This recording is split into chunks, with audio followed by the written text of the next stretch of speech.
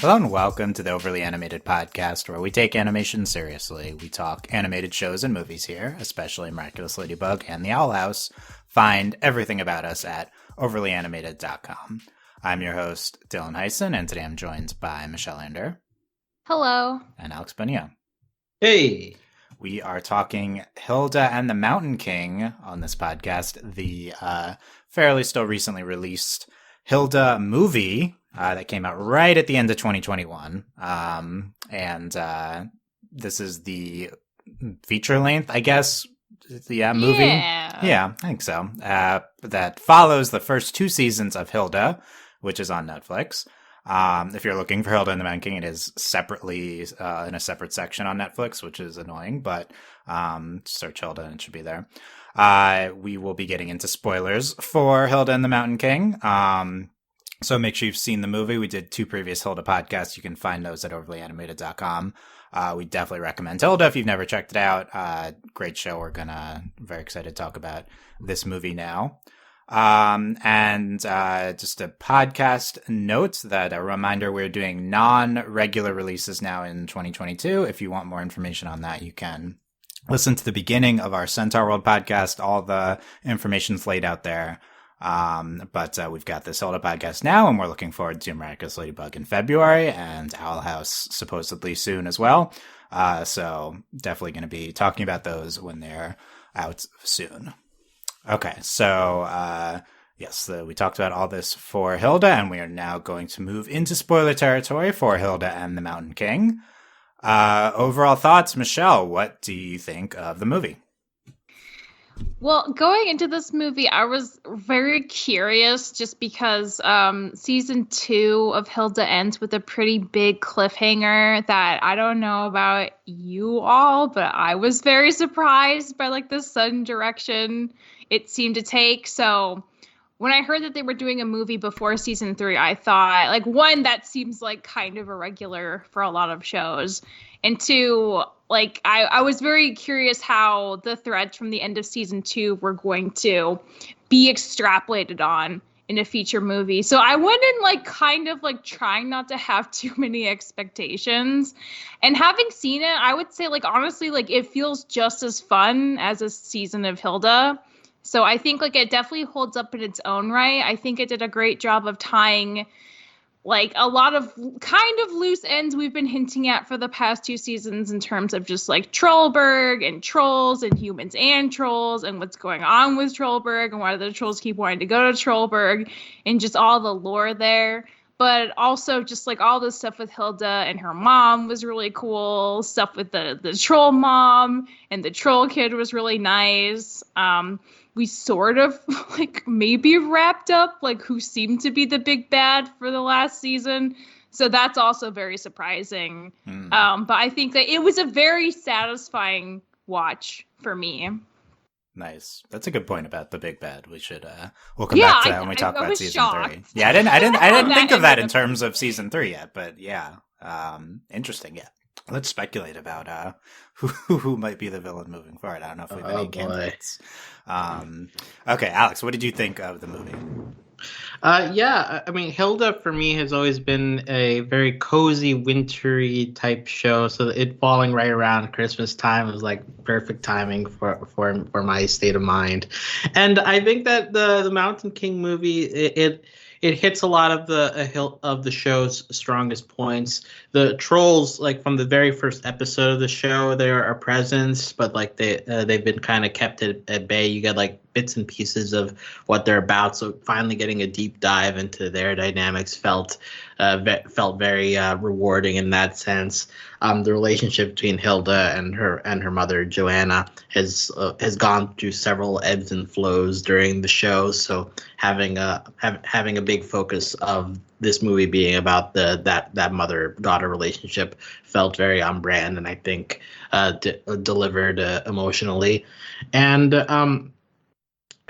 just the actual adventure aspect of it, it felt like it justified being movie length. It had both the stretches of just like enjoying the scenery, like Hilda coming into herself as a troll. Like it didn't feel like we were rushing to get through a story, and I always appreciate that part of Hilda as well. Like just the parts of like it's exploring this fantasy world that is in, but also like it builds up to a proper movie level climax that I think also like fits with the themes that it's built up to that point. So I thought this movie was really good. It tied in all pretty much all the stuff that I enjoy about Hilda, and as a movie, it worked pretty much perfectly for me. But there obviously we'll get through like the details and stuff, but on the whole, this was very enjoyable. I'm very happy to have this little piece between season 2 and 3 that tied me over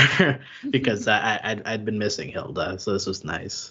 Nice, yeah, definitely. Hilda, one of the great shows, and definitely was missing it after a great season 2, only a year after, right? So yeah, not too long. That's pretty good for a feature length movie. I really like the Hilda movie. Even more so the second time. I think it like maybe even improves on rewatch. I think the big thing is like this is like so thematically focused. This movie, I love the themes of the movie. Just like Hilda, wonderful. This like wonderful like exploration experience type show, but it is a little bit all over the place. Like you have different stories, different chunks. That's great for what it is. Now we pivot and we get this like very focused movie on this one, these one creatures, and with these like one or two themes that are just the most important. And I love that. I think this movie was gorgeous. One of the most gorgeous, preeminent pieces of like modern animation. Like there are like so many sequences I was blown away by. I think not surprising because Hilda is like one of the most well animated shows ever. They go all out in a few parts of this finale, which I was pretty floored by. I love the ending of the movie. I thought that was really great. The Hilda being a troll parts of the movie, spectacular. Like I love those so much. Yes, I agree. Mm-hmm. Everything else, it was fine. Okay. So I think that's the only flaw I have is like, non-Hilda parts I think are okay up in the movie. But it's pretty typical. It always happens. So it's fine. I don't know. I was like, part of me is like really high on this movie. Like I was like at one point rewatching, I was like, is this Steven Universe movie quality levels? Like, and that's like, I think the best thing ever. So I'm on the record as that. I think that is the best thing ever. I don't think it's quite as good as a Steven Universe movie, but I was considering it for a second. So I really like this Hilda movie. I kind of think they're different vibes for sure. I kind of think that it's my favorite animated movie of 2021. Like, I don't know if that's a crazy thing in a world where, like, like you got like your Encantos and whatever, but like I had the most like fulfilling experience watching this over anything else. So like, I wish it was eligible for more stuff, more like awards consideration, because people need to know about this. And it's like buried on Netflix. Buried on Netflix. I mean, like Mitchell's is on. Yeah, it's like what's the difference between this and Mitchell's, which is also on Netflix, right? Like, exactly. Well, Mitchell's is also aired in some theaters, so it's award eligible. Like whatever. But no, I agree. I mean, this is I think it's like right up there with Encanto and Luca as like my favorites. So if you want to consider it that way, if you want to consider it as an episode, I think it's what we talked. We had our awards for the best episodes. I think it's right. It's up there with those great episodes. We just had Centaur World series finale, which was also kind of feature length. I'm not even sure which one I prefer. I love both of them. The Centaur finale, this is more like of its own unit. This Hilda movie. Yeah, I mean, let's we can start to dig into the themes of the movie. Which kind of the all the troll stuff. I think then there's moms very prominent in the movie. Troll moms, the intersection of those. Both, the merging of those topics. Troll mom. I didn't look this up. Does troll mom have a name? I don't know. I feel like the Hilda wiki refers to her as Baba's mother, which is all we get. Baba has a name, but it's just her saying Baba. Has a name. In the credits, she appears as Trilla, but I don't know if they use that name in the movie. They might. It's a nice name. They should use it. Troll is close to troll, so it's possible we mistook it at one point. Okay, yeah. And then there's Hilda's mom, who has a name, but is not, like, I don't think is Joanna said in the movie. Anyway. Not in the movie, but in the show, yes. Yeah. We got Probably Amma, by though. other adults, I would guess. Okay.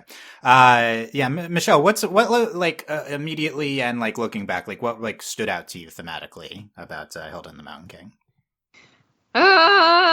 Thematically, I'm like so concerned about the ramifications of the troll lore. Honestly, like that's the thing that's majorly on my mind. But like I think thematically, just like the mother's love is probably, like Alex was saying before we started, that was like something that felt like a through line the whole movie, and I would agree. I feel like it's also been a through line the whole show, because Hilda and her mom are like the thing we start with and the thing that's always carried through, especially when it's been like probably a bumpier ride in season 2. I remember some moments in season 2 be like, Hilda, how can you do that to your mother? But then she's a child. And this movie seemed to really just refocus their bond as very strong and very important. And then being on the same side of, you know, trying to help the trolls and trying to figure out what the trolls are, what they need.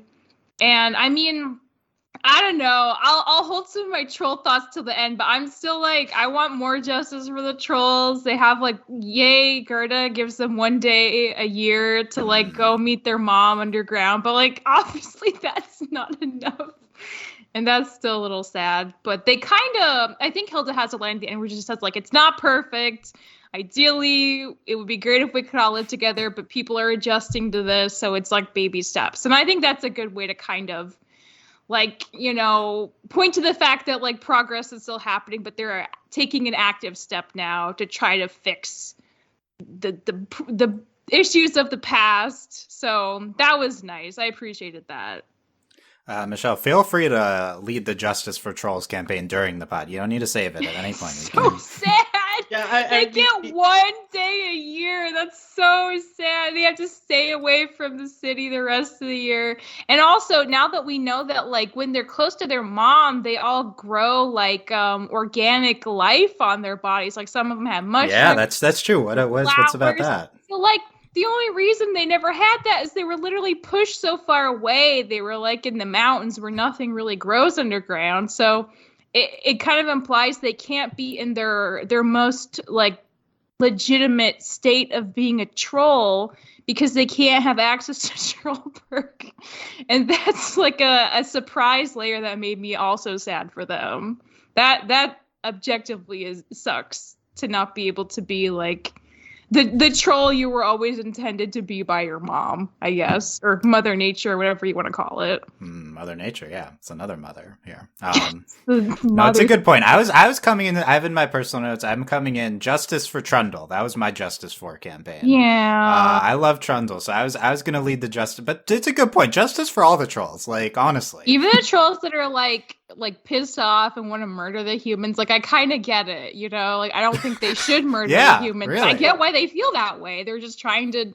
That's their idea of a solution to a very imperfect, messy problem. And that is Trundle's eventual, like his aim, right? That like he's sacrificing himself in order to force mom to get up and push all the humans out, so his troll brethren can. Okay, so I did interpret that correctly, right? I mean, he does want to kill everyone because he wants mom to stand up.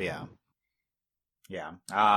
And side note, we're gonna dig into a bunch of trolls, but you brought up Hilda in season 2, and I wrote down Hilda's troll prejudices, and I was like thinking back on the movie, like that's not really in a ton of the movie. Like she, like it was definitely way more in season 2. I feel like that we saw that she like is like scared of and has like some element of hatred towards trolls. And I think season 2, you're right that like she had her acting a lot like worse to her mom. So I think like season 2 is very much the like Hilda flaws season, and we're like bouncing off of that now. I'd say like her mom has a lot more legitimate fear of trolls than Hilda ever did. I feel like the most we ever see her afraid of trolls in general is like season 1, and that's early season 1. I think she's always been more like kind of curious, but I do think that there's no way she could have helped them to the extent that she did if she hadn't literally had to become a troll herself. Right, she's learning the empathy towards the trolls that wasn't there as much as it is towards other creatures in the Hilda world. For sure. Because humans have so much extra baggage, it feels like, with trolls in particular, than most other magical creatures. She goes to a school that has a statue dedicated to somebody who's hunted trolls. I know. Yeah, now that's finally it's a tough environment down. to grow up in. Definitely, and you understand why. But it is like we kind of expect highly of Hilda after we've seen her help so many different types of creatures, but really not trolls. And that's like kind of this big culmination here, with this movie. And I'm really glad that this is the thing they dug into, because I think it's the most interesting in terms of Hilda's relationship towards an element of her world here with trolls. And I think trolls are like the most interesting kind of element too, like a creature too. I think trolls, the Daleks of Hilda, I've said this before, from Doctor Who. They're like do big. Daleks have personalities? They're the big feared enemy, they can kill you. The difference is, we've had, we've had like empathy for Daleks. This is several times in the Doctor Who run, and it's like the big difference is Hilda goes full on like, no, actually, this big scary other creature who's the most imposing threat to humans. They're not. They're actually just like their own like people, and they're misunderstood, and like they go full on like empathy kind of route that in a way that shows like something like Doctor Who never does with the Daleks. They are still ultimately just like evil killers, so I think it's like pretty cool and radical for Hilda to do this with their big bad kind of creature species that we are kind of trained to treat. Like I think we're in on the prejudice too, and like we're framed from other types of shows to like see the trolls as bad. I mean, they're called trolls, so it's like that's something that exists in our kind of mythology too, not just in Hilda. So I feel like we're kind of in on the thing with Hilda. We're like biased against trolls as well coming into this. So I think that's really cool too. Although, just to like be clear, season 1 Hilda does have various moments of Hilda being helpful to trolls, like taking off the bell off of the troll's nose in the first episode, and helping out with getting the baby back to the mom in the school episode. So like Hilda has done her share of like empathy with trolls before, but it's a different level when you honestly have to be in the shoes or feet of the actual creature. Yeah, and it's like she's still scared after all that. She still has this like the fear, right, of them still, I think, coming into this, which we see in the beginning of this movie. I feel like Dylan's major point of like it takes the movie for Hilda to really attach like a sense of humanity to the trolls, I think is a good one, because before then she sees them as something that might be worthy of sympathy or pity or help, but you could have sympathy and pity for like beetles. You can have sympathy and pity for like wolves, It's all the same as seeing them as like people. And I think that is something that's really driven home by the movie especially. Yeah, let's talk about that. That's kind of what I'm most interested in from the movie. I feel like this whole movie is a big commentary on othering, this notion of treating a different type people who aren't the same as you, or in some way that you're kind of arbitrarily defining as like different or bad, or you don't fit in. Very, very common theme in a lot of things. I think this is like the thing that is most ardently hit on othering and like stoking fears. I've also written down like trolls are people too, kind of what Michelle said. Like I think trolls are people too. Metaphorically. I think that the movie is very clear in like really trying to hammer that in. But I feel like this movie is the biggest animated exploration of these sorts of themes in my mind since Princess Mononoke. It honestly just reminds me of that movie a lot in terms of what they're trying to accomplish with like a different species of creature. That like the whole movie is kind of all about like people not being able to find common ground with different types of creatures than you, and how that plays out. You have a town kind of with a wall built around it too, I feel like. So I was like really interested in how this Hilda movie was diving into that, and I think it's very deliberate.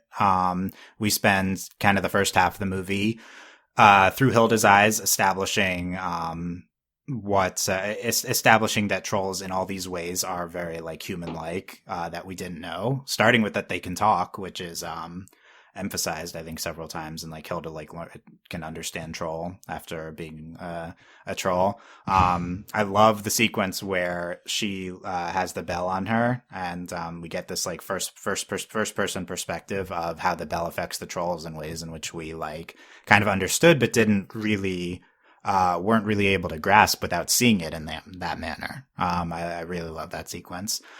We get Troll Mom giving her lesson on how not all trolls are the same. Trolls aren't this homogenous species. So many differences, different ideas. I believe there's a line that's Hilda literally going, "Why aren't you all friends?" And the mom's like, "You mean like how all humans are friends?" Yeah, like, it's really very good direct, clapback. but you know, it's a good representation of what some people think like. Yeah, definitely this movie is very blatant thematically at several points. I think that is one of them for sure. Which I like. I like it being direct. Then and another part I identified as this is Hilda like ultimately having fun with Troll Mom and them throwing each other and stuff, and like experiencing being a troll as like a joyful experience. So I think the movie very like deliberate in establishing all this.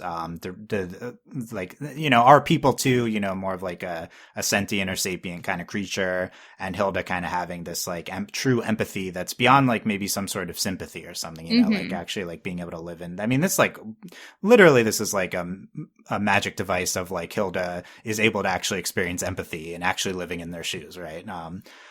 So I think empathy probably another big theme here, and empathy for those who seem different than us, and have seem scary to us. I think season 2 was very big on Ahlberg, in terms of like stoking fear towards another group of people. I think we probably talked about this in terms of immigrants in season 2 podcast. I mean, we have like a wall in the show, so I think that's pretty there. And then I think the movie really makes you think of indigenous peoples when turns out it's like the trolls were there first, and Troll Mom is still underground, and her like she was taken over.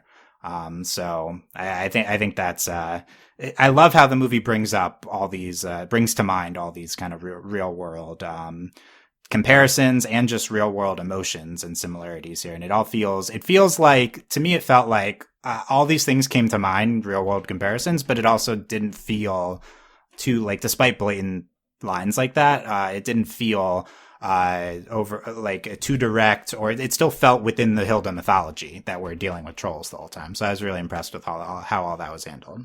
Yeah, and going along those lines, the through line of propaganda and its usage and its effect on people and families also comes through. I mean, like David character doesn't get too much to do, but like his friction with his mom, because his mom is like really buying into what she's seeing on TV and doesn't really want to listen to her kid on what actually happened to him. So like stuff like how that kind of rhetoric can really drive a stake between people shows up in different ways in this movie. That it's very it's the snapshots we get into that are pretty quick, but I think they're effective. I really like the school scene for that reason too, when they're watching the propaganda VHS. And Frida like turns it off, and then all the kids in the classroom get into an argument, and they do kind of split into sides. And you can tell it's very based just on personal experience, because one kid's like, "Well, my mom took care of a baby troll and it was fine." And another kid's like, "Well, my dad got killed by a troll." So it very much like I feel like it did a good job of not really placing any firm judgments on why like that divide was happening. It just was showing like, well, these are reasons why, you know, someone might choose the anti-troll side or not. Very based on personal experience, it seemed like. And it was something that seemed very understandable. And especially with, like, David's mom, I feel like she's an example of someone who just, like, oh, well, like, there is a problem. I would love to help. I love my son. I would like to protect him. This seems like a good outlet to do that constructively. And I mean, I assume that was her reason, which is, again, very understandable, even if, like, obviously David has very good reasons for disagreeing with that as the mode of helping. Yeah. And David's mom and, like, David's experience of being afraid to approach that with like your parent kind of having like some bad view or prejudice in some way, not then being afraid of like And Frida, she's protesting against this. I think that there's a lot of stuff here. It is a little bit quick, I think, in the beginning of the movie, but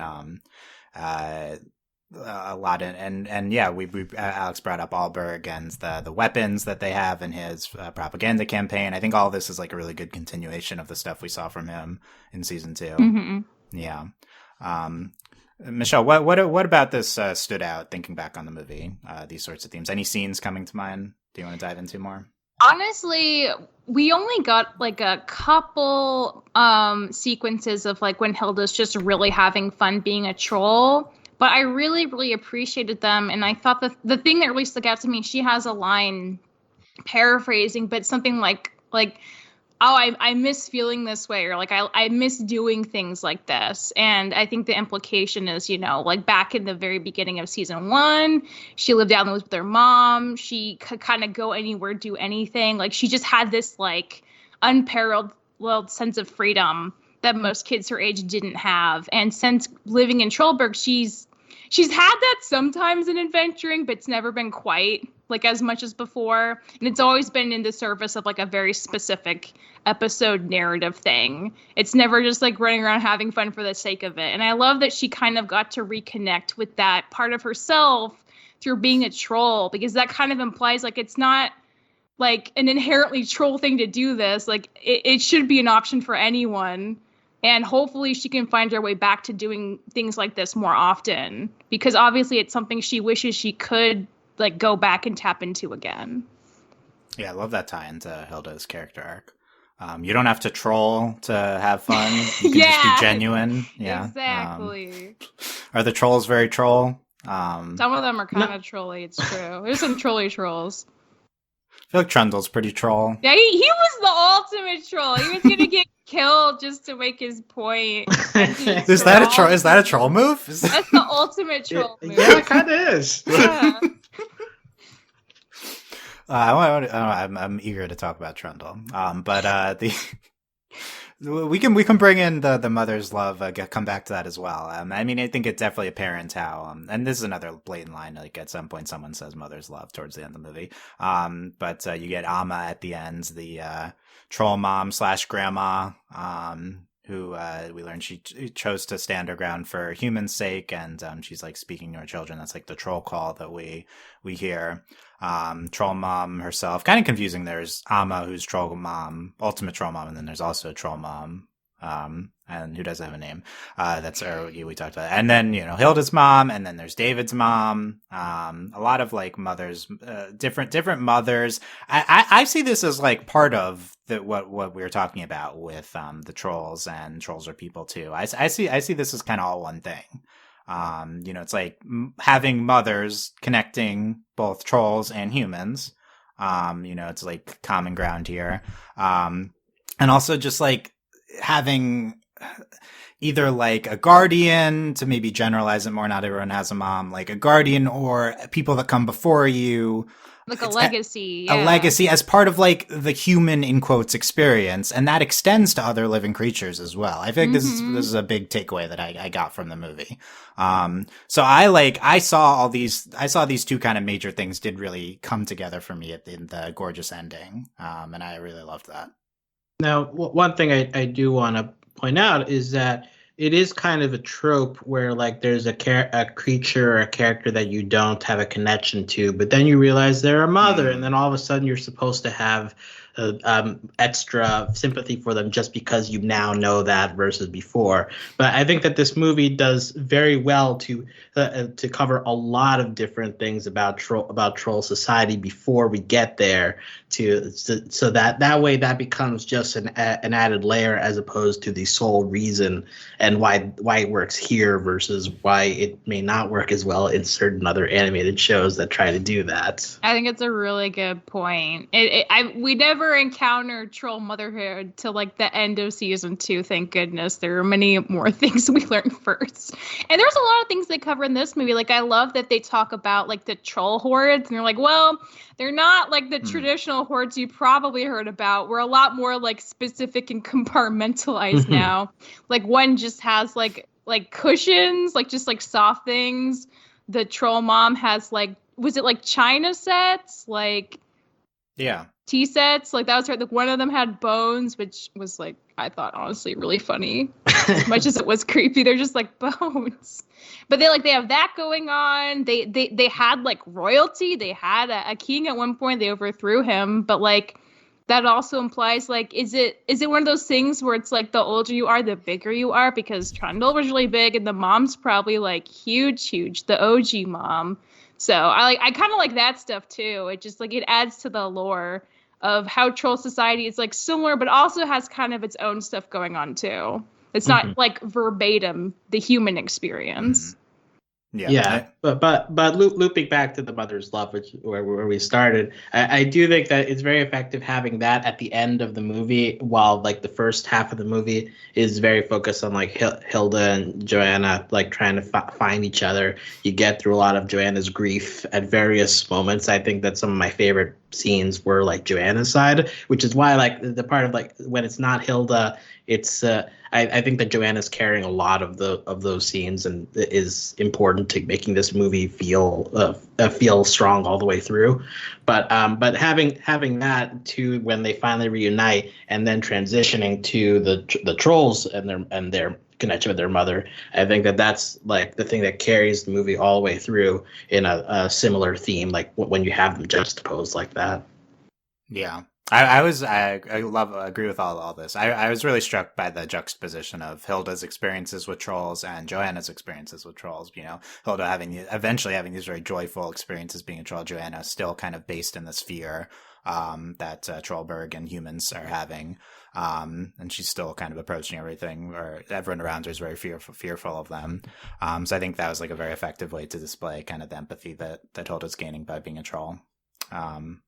Yeah, and the it was a good point about avoiding kind of tropes with and it's just troll mom. I feel like she's like a mom, but I feel like she's that's not even big for most of the movie. Like she's other interesting primary aspects that are focused on, including like the fact that she made this swap that sets up the movie. And then her kind of showing Hilda the ropes, and everything. So even though she's like troll mom in my head, I didn't even like, she's not even mom first throughout most of the movie, you know? She's mostly just trying to teach Hilda to be a troll and what trolls are about. Mm-hmm.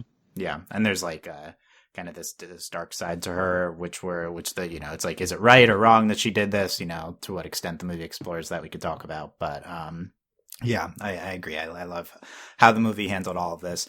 We feel free to continue talking about any of these themes, but I want to start to bring in some other parts or scenes of the movie that we in particular loved. Okay, how about Trundle? I want to talk about Trundle. Trundle time. Do you guys love Trundle as much as me? Trundle's maybe my favorite part of the movie. Oh, wow.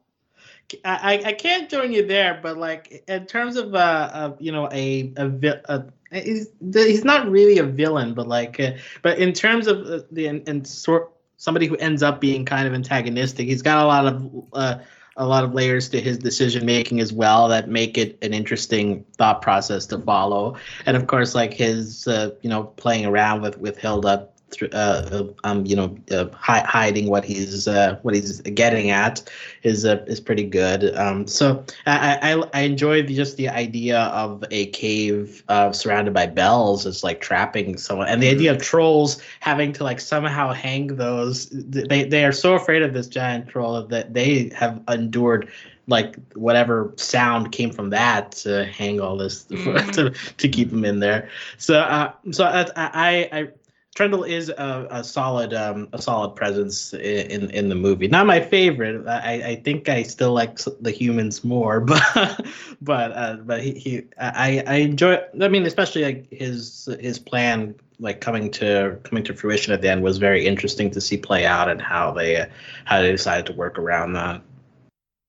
Yeah, I think Trundle's a villain. I think he is, which is interesting because he's not. I don't think you hate Trundle. I think you understand where he's coming from, but you know, he is trying to destroy Trollberg at the end.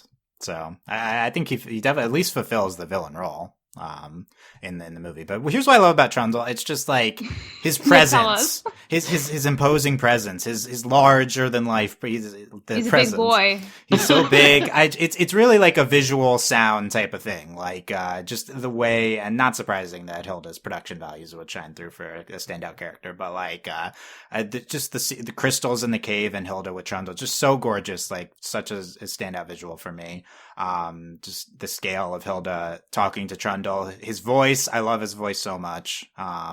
His the sound with it, and then I love where the plot takes him. Him as a I find him very charismatic. He's kind of that charismatic villain. So you'd be Team Trundle if I'm Team Trundle. Yeah, if you were in Hildaverse. Yeah. Good to know. Did you also enjoy the Giants from the first episode of the show? Yeah. Yes, yeah. I was going to bring up the Giants. Giants. Yeah, because they're fun. Awesome. So, I love the Giants. I was interested. Yeah, I was going to bring this up. Like, is Trundle and his brother, like, are they giants in a way? Like what's the relation? They're the giants of trolls. Yeah, I wonder if there's any shared legacy. Trolls and giants in the Hilda world. But yeah, I think Hilda just really succeeds with large scale because the giants at the beginning of the show are so amazing. The giant love story. And we just needed a Trundle love story here. His love is with his brother, but it's complicated. It is complicated. It's very complicated. Yeah, they're feuding right now. Yeah. I like Trundle too, but I think I like him more in terms of what he represents than him specifically as a character.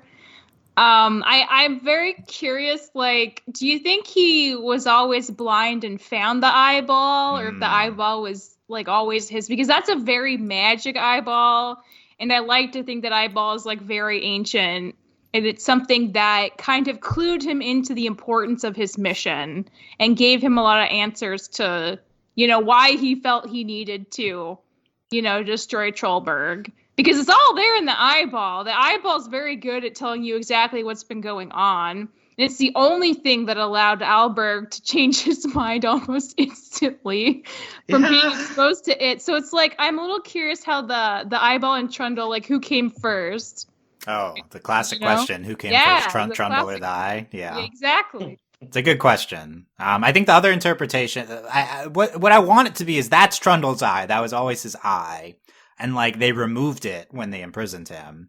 There's one line that the brother says, like, that's probably the biggest clue we have. I can't remember the exact line. He's like, we had to keep this away from you. He says something like that, right? But I think it's like, that's my interpretation. That's Trundle's eye. He had it, and then they took it out to kind of limit his powers. And the reason why it's like a magic empathy eyeball whenever all the humans go inside it is because this is like Trundle's love for his mom shining through, like his manifesting in his eye, and so that transfers into other people when they go into the eye. If like all of his knowledge and experiences and emotions just culminated into his eyeball, I think that'd be really cool. Yeah, I think that's like an interpretation. Yeah, I don't know if it's clear what's going on there though. I will say there's a few things that are like not elaborated on a lot by the movie. I didn't find that to be a problem. Yeah, I don't think it's a problem. Yeah, I could see some people. There's a lot of people who listen and always talk about plot holes. I could see some people having some issues with some things, but I don't know. I feel like it's hard to have plot holes in Hilda because we don't know that much about any of, like, as of now, the trolls are the one creature we know the most of in the whole premise of the show. So I think it's very hard to have plot holes with creatures when you know next to nothing about most of them. Right. I think it's more of just vaguely defined mythology, which I think is what they're going for. Like, I think it fits the aesthetic of the show. Speaking of the eyeball, I want to talk about the animation more, like, because I think we talk about Hilda, we talk about color palettes. Yeah. Red is the big color of the Hilda movie. The red of the Mountain King, the eyeball, the past. Like maybe red is like a ancient troll kind of like vibe. I don't know, like the past trolls or something that we're going for. Or just an eyeball of injustice, an eyeball of anger, wanting to reunite the trolls with their motherland. Yeah, I think anger is a lot because they've been mistreated, but also like when we learn about the history of the Mountain King, that's in red. That's like troll magic. Well, and also the rest of the show is like very focused in blues and purples, like it's like a very peaceful palettes, like those a lot of green. So like putting red is like the opposite, like especially from the perspective of the humans, feels kind of it feels like it stands out, especially in the atmosphere that the show usually partakes in. Yeah, I agree. It's really distinctive. I loved it. I loved all the red scenes. We had like I said, the fire, like it's. I wrote down fire troll magic. I don't know if that's exactly what it is, but when Troll Mom tells Hilda the Mountain King backstory, love that sequence. With Hilda, she becomes human again inside the eye world. Gorgeous stuff there. You got Hilda's mom showing up like an Evangelion situation. Oh, empty eyes. Yep. Frida gets that later, and then Ahlberg presumably with his mom. Gorgeous scenes. The whole ending with Amma, that backstory, I think is gorgeous. I love Hilda. I mentioned this, the first person perspective of Hilda with the bells. I thought that was so gorgeously animated. Mm-hmm. Yeah. The opening credits sequence like immediately put me in like, okay, this is gonna be cool. Like it felt very, very comic booky in that way of very flat, but also like a lot of movement going on. The music is like swelling, but then adding like the electronic beats in the middle of it. I think that all combined really well and got me in like a very hyped mindset going into this. Yeah, I love the opening credits. I think they're gorgeous. The specific for the movie. I went back and to a previous Hilda episode, I wanted to click in. I was like, because this movie's in widescreen, we can talk about this. I was like, was Hilda always that? So I went back to a previous episode to check. No, it's not. But yeah. I happened to go to the opening credits, and I was like, oh, I missed the normal credits. Like, you got the Grimes. Yeah, it's very happy, but then it's like, wow, this is pretty different. It's a bold like art direction choice, but I feel like it fits so well. I think it fits the movie. Yeah, this is a movie. It's gonna be more epic than the regular show. You gotta fit it. A lot more epic feeling, more like angsty feeling, like not as much happy vibes going on in this movie. Hilda is running just like she is in the normal intro, but this time she's running out of beer. Yeah. A use of opening credits. I think this only furthers Hilda's case as having some of the best ones. I assume we'll go back to more normal credits for season 3, but we can talk about that. But I'm sure they'll be updated again, just like season 2 was, though. Yeah, slightly updated, yeah. What'd you guys think of the widescreen kind of aspect ratio for the movie? I honestly didn't really notice it was there. I know when you put that on this list, I was like, oh, was it? That's nice, I guess. I had to confirm that it was different, so I wasn't fully aware either, but it's a movie. I mean, that's how you show it's a movie, yeah. That's true. That's when you know it's serious business. I mean, the fact that I didn't notice it, I guess, like, the immersion was so good, just didn't even have time to check the top and bottom of the screen, see what was going on. Yeah, I mean, I think we're pretty conditioned to accept that for a movie, so I think it doesn't even register. But I like committing to the fact that it's a movie. It's cinema, yeah. Yeah, like look, we had the Centaur World like finale, and that's movie length, but it's like clearly like an episode. Like, this is like this they start to finish. It's clear that they wanted this to be a movie, a separate movie. So I like that. Any other standout visual sequences you guys wanted to hit on? Anytime anyone goes in the eyeball, I just love it. We love people going in eyes, yeah. Yeah, it just looks really cool. I agree. I suppose also the visual of the trolls entering the city, but first when Ahlberg like has the realization that they just like walk in, and then all the human characters are like holding hands and walking in together, and then later you get the shot of like the actual parade, and you got the people on the side, and the shot of the disapproving mother in the window, like closing the blinds as that's happening. Like I thought all that was.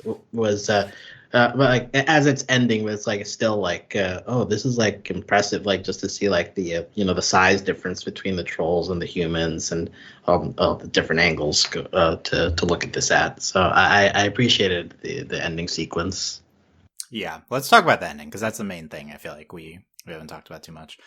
In general, I thought the third act of the movie, very busy. Like a lot of stuff that's kind of coming together. Mm-hmm. And in general, I thought the movie handled it all really well in terms of like so many disparate elements that were separate previously kind of did feel like they came together very well at the end. So here at the end, we get the Trundle comes out, the face off with the brother. I think the Mountain King brother, justice for him. I think he was not developed very much in the movie. His what's job his deal? was to guard his brother, and then his brother got his eye back. Oh no! Yeah. Well, where's his movie? This was the Trundle movie. Well, he's not dead, so at least he can come back now. That's true. I bet we see him in season 3. I How bet about we that? will. Hilda's probably going to talk to him about lore and stuff. Ooh, that's hype. I'm excited to see more of other, because I think his only role is really he's like the decoy Mountain King. He's like, he looks like a Mountain King. Yeah, he's the promo stuff, and then he wasn't even the OG Mountain King. They designed him like, let's make someone who looks like a Mountain King. But yeah, exactly. He He does look like one. Maybe he'll become it in the 3rd season. Ooh, he takes on the mantle of the Mountain King. But what does that mean? He'll have to deal with that and be that like, I don't want to turn into my brother. Should I man. take this? Man. It might be a problem. I'm so in on this. He could be a different king. He could be whatever kind of king he wants. Yeah, maybe they look to him for leadership, and then he grapples with it. I mean, this feels like not a Hilda plot line, but like... It could be an episode. Yeah, I think an episode. Yeah, I could totally see it. Man, okay, I'd love to see him again. We'll write that down when we come back to season 3. But anyway, Trundle's like standing there. Ahlberg fires on him, and it's like Trundle's plan was to like provoke the humans so that Mom would sit up, who's been underground the whole time, which I think is a really good reveal at the end. Yeah, actually, Mom's there, and she's just underground under the city. And also, I'm fine to sacrifice myself for the cause. Like that's pretty dang Trundle. Yeah, that's how you know he really stands for yeah.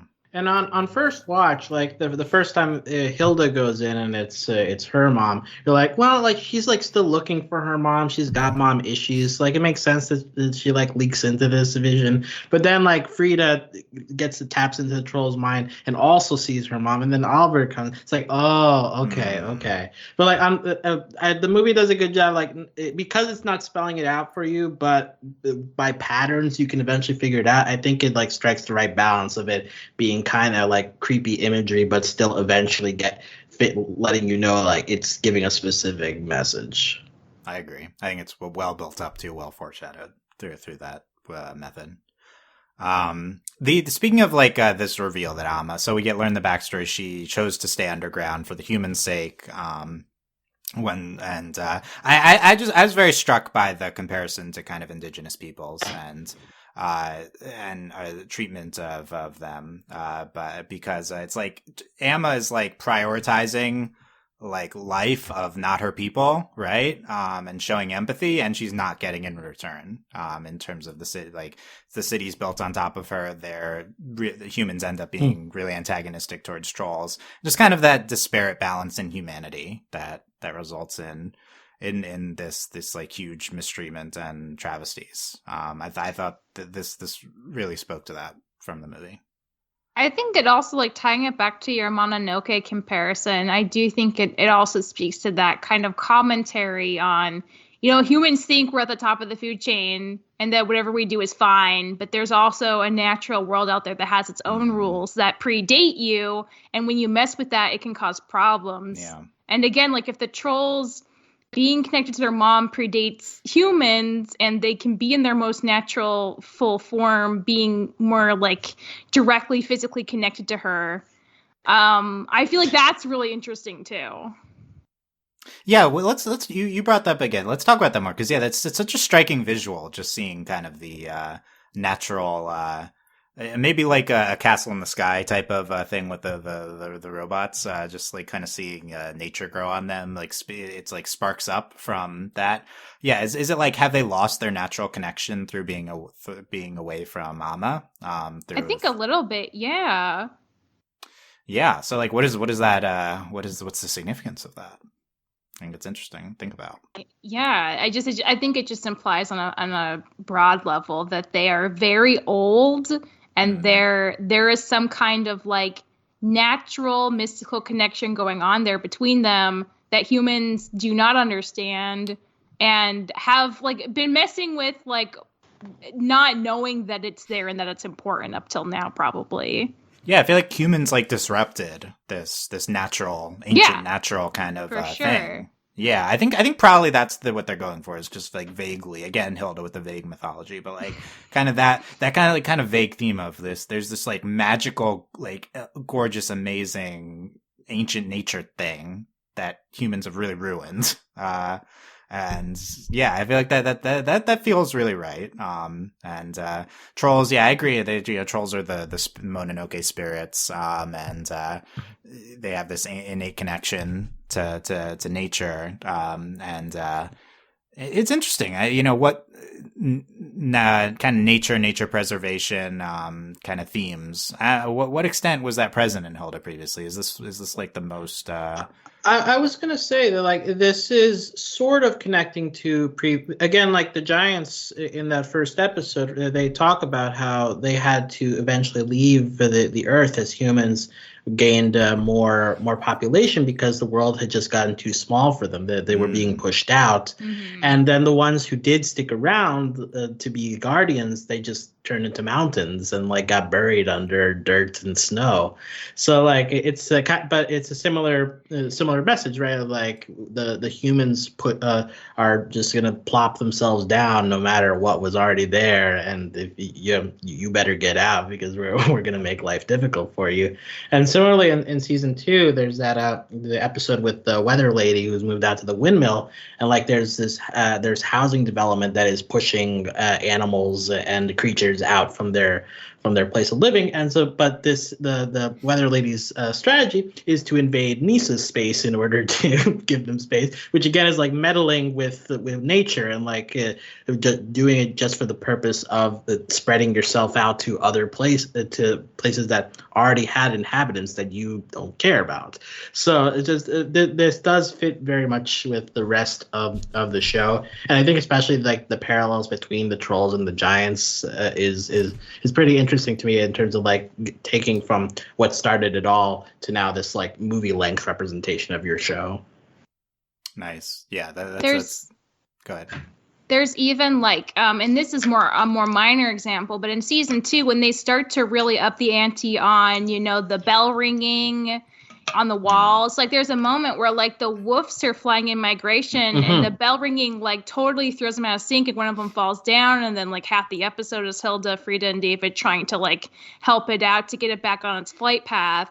So it's not even just the trolls. It's kind of like everything's kind of being thrown out of whack by humans messing around, doing their own thing. Yeah. These are great points, and thanks for clarifying a lot of the earlier Hilda mythology. And yeah, it's I think that this movie does a great job of like hammering home one of like the biggest themes of Hilda. And it's like the distinct element of Hilda's mythology is just this like gorgeous, fantastical world that Hilda's discovering. I feel like that's like the whole point of the beginning of the show. And so like that being disrupted and imposed on in various ways by humans or other forces in that. I do feel like that's a great thing for the movie to end on, and even something the trolls giants comparison again. I think that's true, definitely true. A lot of similarities there. Wonder if we'll see more of the giants in season 3. And by the way, speaking of wafts, not a lot. I feel like still not a lot of wafts in this show. Like, I know they're so great. They're like such a great design. Like, why wouldn't you have them all the time? There's like a troll who's trying to eat a waff. Is that in the movie? Is that it? Yeah, and then it that was the only time I think we saw one. So mark that down on my season 3 wish list. A waff episode. A whole waff episode, because that's like the defining creature of Hilda, at least artistically, and yet not justice for wafts. How about that? Okay, so concluding the end of the movie. So Ahlberg retire. He gets in the straight magic up retires magic after empathy he gets his award, which is hilarious and so him. So he retires after doing the right thing, after learning empathy through troll magic. Was this Ahlberg redemption? Was this Ahlberg redemption? No. No, Good riddance to Ahlberg. Yeah, this was a Jeez. thank goodness. He does the right thing at the character end. is not going to be like an antagonist anymore. That it was a sigh of relief when he did that, but that's all.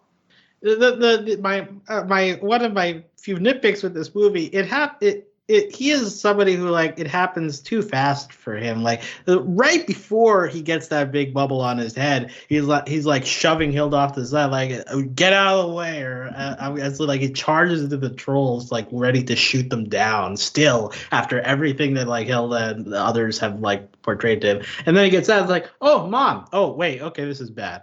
Like, he doesn't have any of the buildup that the other characters have, and yet he comes to the same conclusion.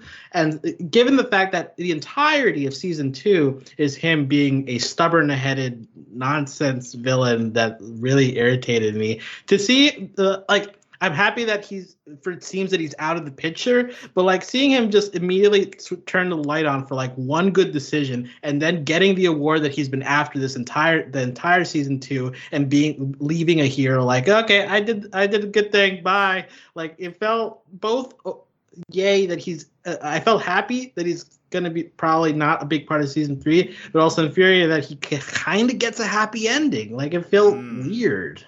Okay, let me make the case for how. So I feel like Ahlberg. I feel like it specifically is not Ahlberg redemption. Like, I agree. No, yeah. It's like he doesn't join the good side. Like, he gets the award, but I think that's like he slinks away. I mean, he slinks away. Yeah, award is like gets to slink away. It's like, of course, like humans all the Trollberg always like revered him despite him being terrible, and they're going to continue to do that, and he like gets the credit of other people. I think that's like, I don't think it's supposed to be a good thing. He has like one moment of clarity. Like, I think that's the thing. And it was magical in nature, so it's like, can this even happen in our world? But someone terrible, it's just one moment, so he does the right thing once, and then he's like, he's still treated great, like, even though he didn't really do anything great, it was all Hilda and everyone. And then he just, his best thing is he steps down at the end. Like, I feel like you could argue that's his, like, that's best move. That's a second good thing he does, I would say, actually. It's more than one thing. He made the conscious decision to step down. Yeah. So I think it's obvious. It's very fast. I think the movie's trying to say he's not suddenly a great person. It's just in the heat of the moment, he just had one moment of clarity and is able to get out of the way. And that's like the best we can hope for from these sorts of people. Yeah. It doesn't even happen in our world. Yeah. I'm not even mad about it. I think it's fine. We don't have term limits. These people stay forever, right? Like, there's, so, this is the Hilda magic. Ahlberg can go away. I like it because I think it's similar to Steven Universe in the sense that, like, we really needed episodes of Steven later not being able to change everyone's mind because it was getting a little kind of Ooh, yeah, ridiculously out of like context of real life and how things tend to go. And there's a balance there. And I think Ahlberg serves that balance where Hilda has a pretty good track record of, working with creatures and working with humans and like smoothing things out, getting people on the same page. But some people are just really, really dumb. It takes something really drastic, like a magical eyeball, to tell them what she's been saying for a while. And I think that's perfectly fine. And I think Ahlberg's, like, his non-demption is also perfectly fine. I was really surprised he stepped down, honestly. I do think that implies a little bit of him, like, he's still himself. He still wants his dumb award, even if it doesn't mean anything. But he's also not going to, like, stick around and keep making decisions that he probably understands a little more now. He has more context for, and he gets that, like, he shouldn't be in charge. So he's not resolved of anything, but I do like appreciate like the baby steps and that we don't have to worry about him anymore. Him being out of the way, I think is enough for me. I don't need it to be more than that. Yeah, I think you could argue. I think he understands a little more. I think you could argue that him stepping down is like out of shame.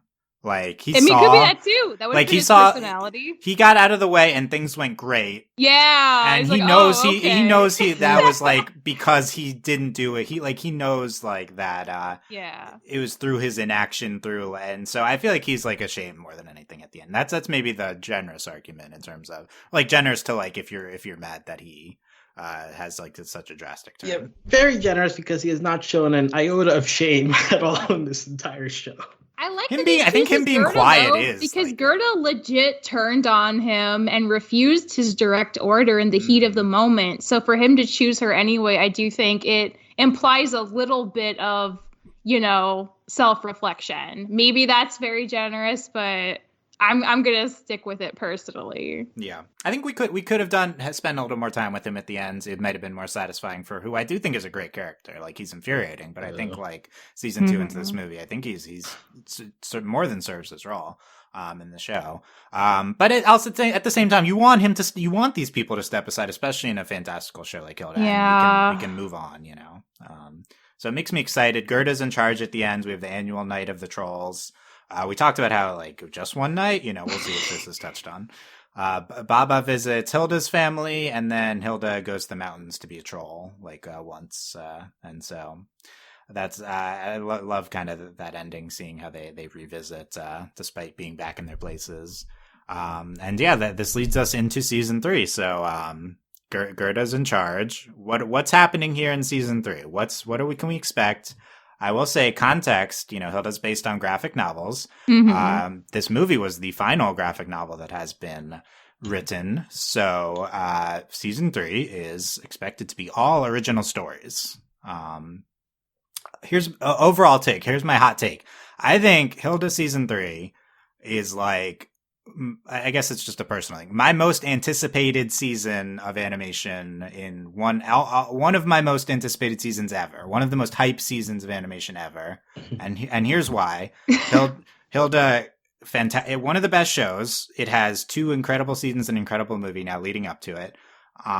It's in an incredibly open-ended spot, which is incredibly exciting. And the biggest thing is that we're going to have purely original stories now, which are my favorite ones of the first 2 seasons. I mean, the graphic novel stuff is also amazing and a great foundation, but when they've had the space to like, have these original TV stories, I think they've been incredible at times. Question.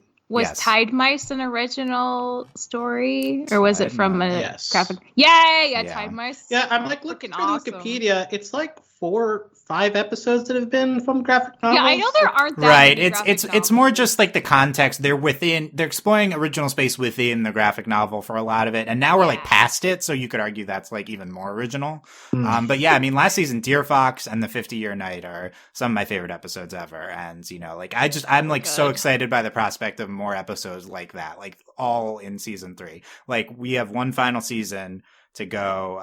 We're in a completely blank slate basically right now. By the way, similar to where we're in Craig of the Creek heading into season 4, which is also incredibly exciting. Oh, I'm so excited. So I love this like amazing show. Already kind of culminates. You could argue this movie is like the finale of Hilda, and now we have like pure open runway to do whatever. That to me is the most exciting territory. I will agree that wrapping up all the stuff we started in season 2 in a movie feels so bold, and I'm so here for it, because I would much rather have the movie take care of like the Ahlberg plotline stuff and the troll stuff to do like who knows what for another whole season, instead of that being the ultimate culmination for sure. Yeah, like now it's like giants, Could be literally anything. The fact that we like really don't know, I think, is part of what makes it so appealing, right? At this stage. Yeah, that's where I'm at. Alex, what's coming to mind as territory you'd like season 3 to explore? Well, the thing is, like, I enjoyed the episodicness of season 1, where there wasn't really the storyline of season 1 was Hilda like becoming friends with Frida and David, and and then season 2 like brought in a villain in Ahlberg. So like getting rid of him, I have hope that we kind of like shift back to the mood of season 1, where it is just like these different stories each episode with not as much of a overarching plot line. Like, we keep the themes that have been throughout, but like in terms of an actual story, there doesn't necessarily need to be like an obvious villain. But like just like letting Hilda go back to exploring more of this world, I would be perfectly happy with. I think that in in this movie, like they don't have much to do, but like remind you, like, hey, like Frida's still like learning magic, and David's like, I guess, like trying to like be has some family stuff to work through. So if that like is a continuation into season 3, that would also be nice to give them some more things to do alongside Hilda. Overall, I'm in agreement that like wrapping up some of the biggest holes in our knowledge of this world in the movie does allow for like it's a lot more of a blank slate going into season 3, kind of similar to Steven Universe having the movie and then like, hey, we're gonna have an epilogue series, like it's like, well, okay, we kind of like resolved the biggest villain, so what are you focusing on there? So like, is this Hilda Future that we're getting? I mean, time skip would be so wild. Oh man! At the end of the movie, she does look like a little bit taller than normal, right? Maybe. I mean, in terms of like Steven Universe Future, like we could have like a very angsty Hilda focused kind of final, so they could go that direction. I think we're not expecting that, but no, we're not expecting it, but it could happen. That's the and it would fit because like we especially near the end of season 2, we did get some angsty stuff between Hilda and her mom. So like seeing that like continue to poke its head as she's like becoming a teenager, and like figuring herself out. That would be a nice road to go. Like in this world of like fantasy creatures, to like suddenly drill down, be like, okay, now we're like really gonna go into like how she deals with all the humans in her world and like shove the fantasy creatures off to the side. That would be a choice. That would be a choice. Yeah, we're gonna have Hilda in therapy all season. That's the new season. That'd be they could do single. I mean, that's not gonna they're not gonna do that, but it could do like some elements. It could be like more Hilda serialized character. They could have like elements of that into the last season. You talked about Frida, by the way. I did want to add that to the which Frida stuff. I mean, I do appreciate her mind meldy stuff, but yeah, her and David obviously took kind of a backseat to things of the movie. The thing I was most frustrated by, I guess, was that Frida, I feel like there's like the council, her mentor to she's consult. Got so much going on. I feel like why didn't it's like, why didn't Frida go to all these people? It felt very like we're just gonna briefly touch on it. I guess it's better that they touched on it than didn't, but I'm eager to get back into that world in season 3. Frida's got a lot going on. Yeah. One thing I'm predicting based on just how the movie ends for season 3 is more Baba integration into Trollberg. It seems like something that might be happening. And again, this kind of ties back to my like kind of shock when Hilda has that conversation with Baba's mom about like, well, you never want to change his back like that. I don't think that's okay. Is that okay? It doesn't seem okay. The fact that she's willing to maybe just never see her child again because she thinks that her child will be better off inside the city than outside of it, I think is very interesting and potentially something that will be extrapolated on more. Because like Hilda was saying, like, so they got the one night a year, trolls are allowed in, but if Baba's there like all time, I mean, maybe humans will get more used to trolls and Baba's like the first of, of segregation of trolls and humans ending. Like potentially maybe Baba's like the test starter pilot of that program. I think that would be a really interesting part of the season for sure. That's a good point. Are we going to end up with even more troll human integration than we saw at the end of the movie? Is that something we're working towards? I think that's very interesting. Baba, more Baba. I mean, I think everyone wants more Baba, right? The standout character. That scene where like Joanna starts shouting at Baba and Baba cries, and then like mom, she has her mom instinct like turn on, like she has to like kneel down like comfort her, but then at the same time so sad about Hilda. And then she breaks. It's like, oh god, like I'm supposed to be mothering Hilda right now. Oh no, like just like the combination of like having to do motherly things and also like missing your actual child, like that scene there like really hit, like, oh, this is like really good stuff. I feel like Hilda's mom was just not for that swap, and that makes a lot of sense. And I'm kind of glad that she was allowed to just kind of have very mixed emotions about the situation. Because the troll mom like had a plan, she was sticking to it, she felt pretty fine about it. But Hilda's mom had no choice, and as a result, she's like way more upset and actively trying much harder to change everything back. And I kind of like that difference too. Yeah, and you brought up the troll mom's move. The kind of morality of what she did is something that the movie brings up but doesn't talk a lot about. So yeah, I wonder if that'll be got into more. Like, I think it's just like we learn. She says this is not an okay situation for my kid, so I'm just going to do something about it. Yeah, exactly. Like this seems like the best option of a bad situation, right. So I'm just going for it. Right, but it's I could see us getting into that more. I mean, certainly the movie could have, but as we've talked about, when we don't really dig into a lot of things, and I think that was enough. The explanation we got combined with the like bad conditions and the prejudice against the trolls, I feel like that was enough. But if Troll Mom's going to be there more, I do think we could, or even Baba, I think we could talk about that more. While I remember it, will we see a villain this season? Michelle brought this up. Are these just going to be like episodic stories, or will there be more of a Ahlberg type force? Evil Gerda.